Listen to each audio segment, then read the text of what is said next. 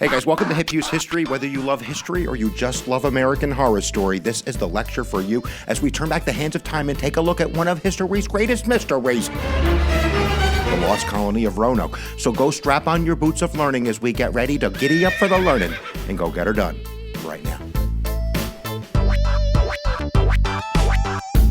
So once upon a time in 1583, we have a dude by the name of Sir Humphrey Gilbert, and he's got a great idea. He wants to set up a colony in the New World. Well, he doesn't want to set it up, but he goes to Queen Elizabeth I and he says, hey, lady, I have a great idea. I want to set up a new colony in the New World for you. Queen Elizabeth I says, Sir Humphrey Gilbert, you have a great idea, and I agree. Not only will this be great in terms of riches and a lot of momo, but we'll also get to set up a base in North America so we can launch raids on these Spanish ships because we don't like the Spanish very much. And then Sir Humphrey Gilbert dies. He drowns in Newfoundland, and his relative, Sir Walter Raleigh, is going to take up that charter, even though Sir Walter Raleigh is never going to go to North America. He did make a couple trips to South America looking for El Dorado, but that's a whole different story. So in 1584, they're going to set a ship to sail to go find a colony, and they're going to land in what today is Drake County, North Carolina, in what's called Roanoke Island. And they think this is pretty good digs, so they're going to go back and tell Sir Walter Raleigh what they found,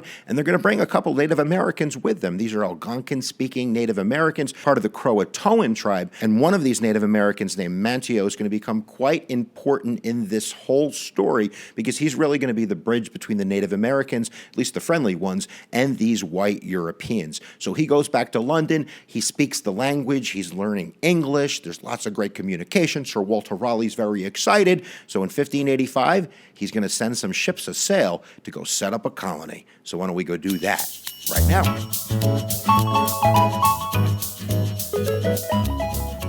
So in 1585, Sir Walter Raleigh is going to charge Sir Richard Grenville with being in charge of this colony. They're going to set sail with 5 ships, and about 4 months later, they're all going to land on Roanoke Island, and they're going to start setting up a colony. And at first, the relationships with the Native Americans, because they have Manteo, who is a chieftain of the Croatoan tribe, are going pretty well until somebody accuses one of the Native Americans of stealing a silver cup. What are you doing stealing our silver cup? And of course, then they ransack and burn one of the Native American villages, and from that point on, the relationships aren't going to be so great, not to mention that there's a huge drought in that area. The food supply is really low. So at the end of 1585, Sir Richard Grenville says, I have a great idea.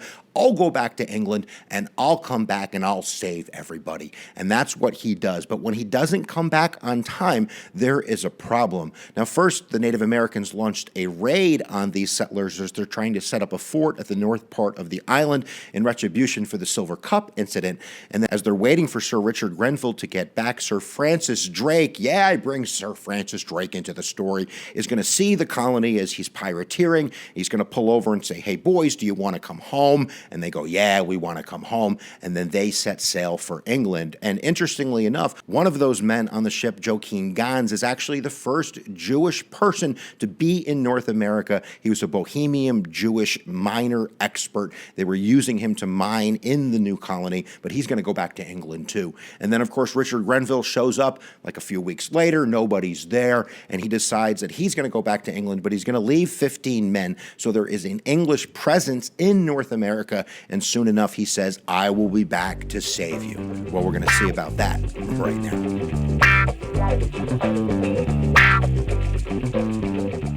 So in 1587, we're going to get another trip, the third trip, the final real trip of about 115 colonists under the leadership of an illustrator artist who had been there before. His name is John White. And they get on a ship called the Lion, who's going to be sailed by a Portuguese sailor by the name of Simon Fernandez. And they're actually thinking, we're going to go to Virginia this time, set up a real colony. We'll stop at Roanoke, pick up these 15 guys, go to Virginia. But when they get to Roanoke, they get off the ship. All they find is a skeleton, and everybody is gone. They're probably like, yeah, we better get back on the ship.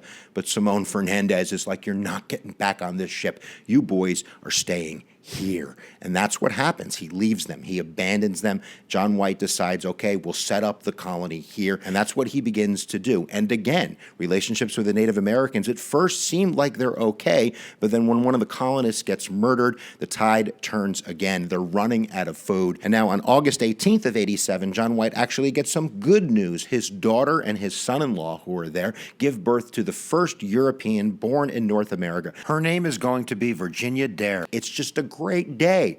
But then about a month later, John White decides, I have to save this colony. I'm going to do it just like Grenville did. I'm going to go back to England to save everybody. He says, I'll be back next year. It's going to be groovy. I'll see my granddaughter celebrate her first birthday. He sets sail back to England. But Houston, we have a problem. It's called the Anglo-Spanish War, and John White is just not going to be able to get back to the colony. He's not able to secure a ship. Everybody is fighting the Spanish Armada, so 3 years are going to go by before he's able to hitch a ride with a privateering ship, and that's in 1590. And when he gets back, he's not going to find what he wants.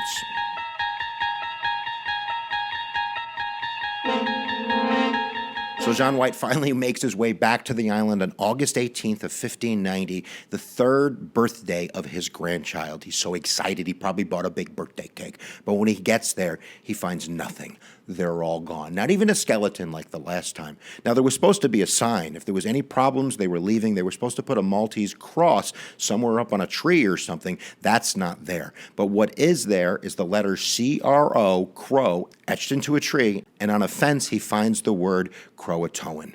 That's it. Now, he probably wanted to stay and do a little of investigating, but the ship was leaving. It's a privateering ship. So John White is going to get out of Dodge, thinking maybe he'll get a chance to come back in a few months. He's not going to get that chance. In fact, nobody's going to be able to really investigate until Jamestown is settled. So what happened to the 100-plus colonists that were on the island of Roanoke? Nobody really knows, but people certainly have some opinions. So let's go over some of the possibilities, and then you can leave what you think happened to the lost colony down in the comments below.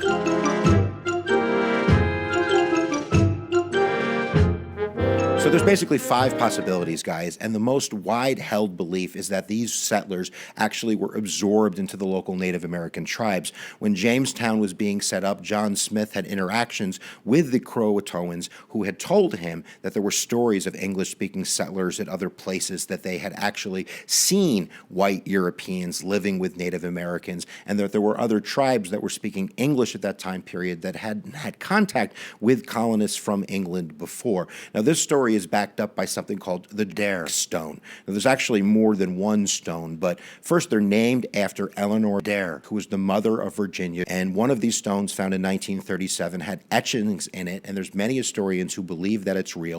In 1940, they found a couple more dozen of these stones. They have been discounted, but that's probably one real possibility, is that these white settlers were just absorbed into the Native American culture. And to this day, there's a tribe called the Lumbee tribe who's descended from the Croatoan, and it's said that there might be people that are descendants of the Roanoke colony, although DNA has not backed it up. Possibility number 2, not a good one, but they were killed by Native Americans, a very real possibility. There had been a lot of conflicts with those local Native Americans, and there's nothing that would have stopped the Native Americans from just massacring them and stopping this invasion of colonists. The third possibility, and also a downer, is the Spanish killed them. We know that some of the Roanoke colonists stopped in Puerto Rico on their way back home, and the Spanish were aware of this colony, and they were at war with the English. The Anglo-Spanish War is in full effect, and there's nothing that would have stopped the Spanish from seeing that colony or knowing where that colony was and going and killing all the men and taking the women and children and making them slaves. Now, the fourth possibility is that these guys put a boat together, and maybe they tried to get home all by themselves, and they're swimming with the fishies. And then there's a fifth possibility. It's more conspiratorial, but it's probably a very real possibility. The idea of John White going back and telling the Queen, look, they're all dead, that would have been a real downer for the colonial movement. So there is this idea that maybe John White just made up this story about the words on the fence post and the tree, and really he just found them all dead. But going back and telling this story not only put a little mystery into the colonies, but it would also keep colonists coming to North America from England. So that's the 5 possibilities. I don't even know which one I believe, but I want to know which one you believe, so leave it down in in the comments below, because that's what you do on the YouTubes. And make sure if you haven't subscribed, you do that right now. There's no mystery about that. It's going to grow your brain. We have over 430 videos. What are you waiting for? Go do it.